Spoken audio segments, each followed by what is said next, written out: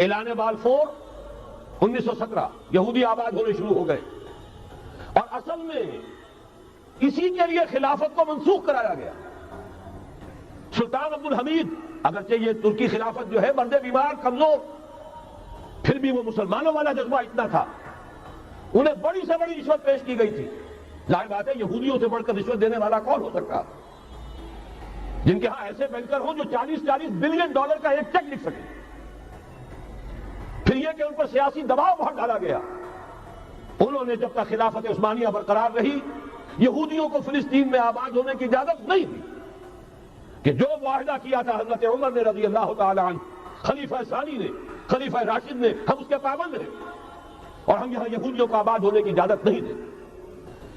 لہذا انہوں نے اس خلافت ہی کا بستر طے کرایا، اس لیے کہ نہ رہے بات نہ بجے بانسری، نہ مسلمانوں کی وحدت ملی کی کوئی علامت دنیا میں باقی رہے، اور نہ مسلمان کسی مسئلے پر جمع ہو کر کوئی موقف اختیار کر سکے۔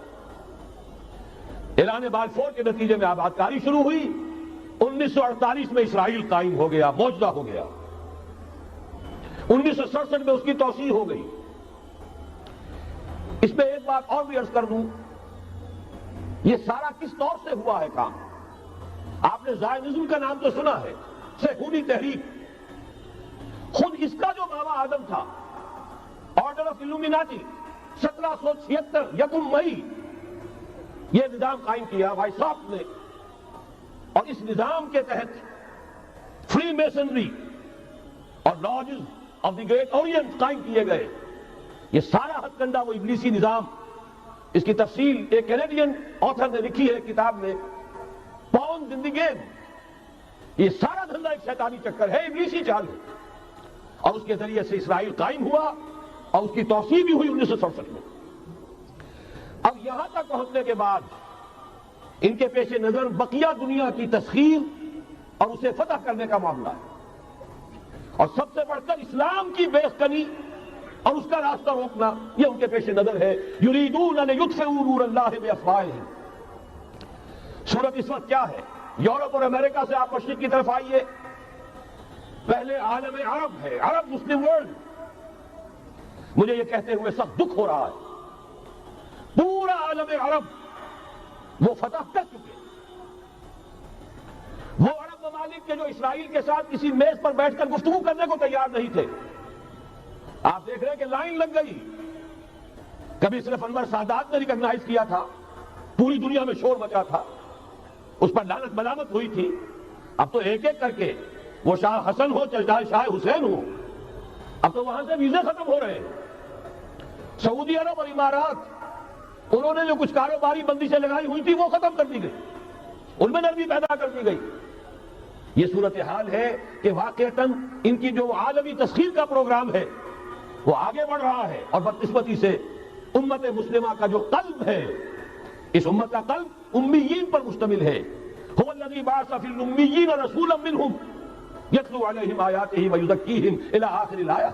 حضور بھی امی تھے، انہی میں سے تھے صلی اللہ علیہ وسلم، لیکن آج وہ قلب جو ہے عالم اسلام کا وہ یہودیوں کے شکنجے میں کسا جا چکا ہے۔